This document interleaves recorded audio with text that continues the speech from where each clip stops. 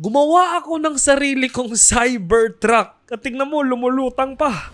Dahil sa sobrang pangarap ko talaga magkaroon ng ganito. Kaso nga lang, ayon sa Google ay nasa 17 to 18 million pesos ang halaga nito. At wala tayong ganong kalaking pera. Pero meron akong 5,000 pesos at meron akong PCX. Kaya kakayanin ba na out of my PCX ay makagawa tayo ng isang Tesla Cybertruck? First thing ay gumawa na agad tayo ng design o ang blueprint, ang guide natin sa kung paano ba ito magiging totoo. Pagkatapos ng blueprint ay ang engineering, kailangan na nating magsukat. After ng pagsusukat, dumiretso na kami sa pagbili ng mga materyales. Dalawang option ang meron tayo para sa ating pundasyon, kahoy o PVC.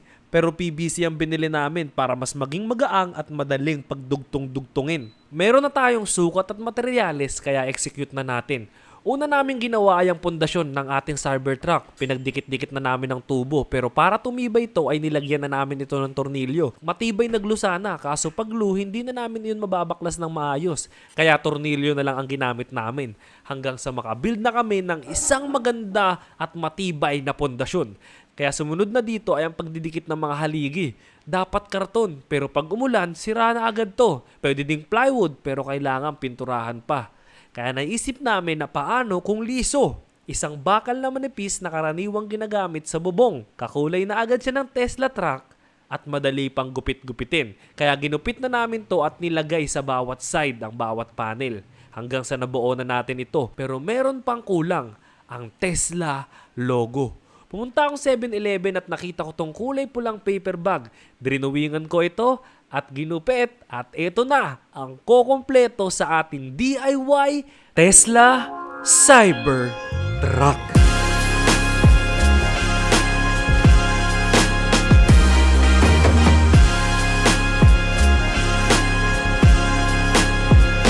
At ito na nga, the ultimate test drive.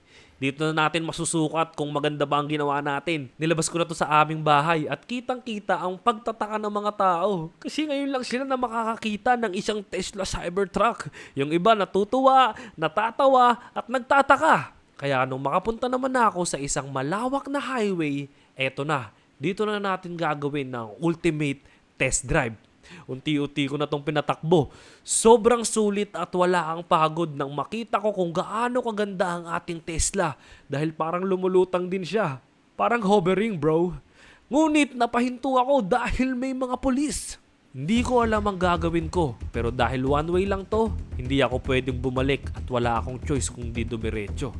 Kabado at natatakot pero hindi ko alam kung paano gagawin ko. Hindi ako pwedeng bumalik. One way lang to eh. Wala tayong choice guys. Aalis talaga tayo. Nakakabahan ako.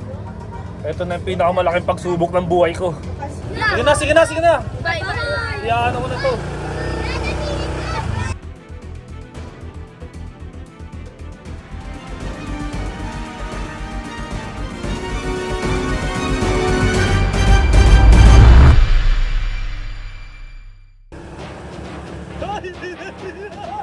Tinamaan lang ako! Pinamahan ako!